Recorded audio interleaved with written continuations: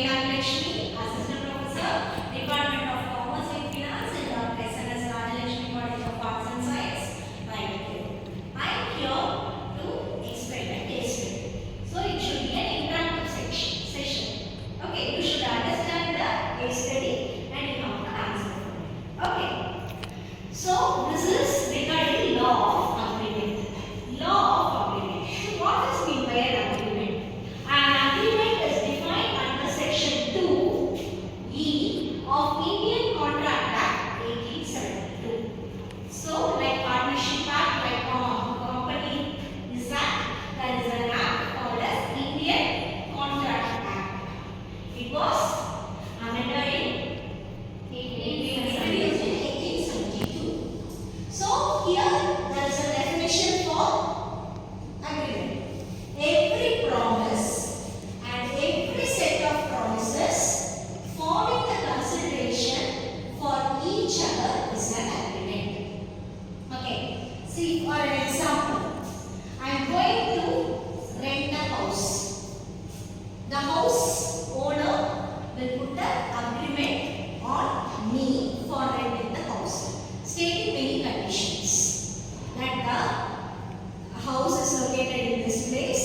It has the square feet of this much. It contains 3 rooms and some house owners may mention 3 fans were already in there in the house. This number of that is in 4 or 5 tube lights are there.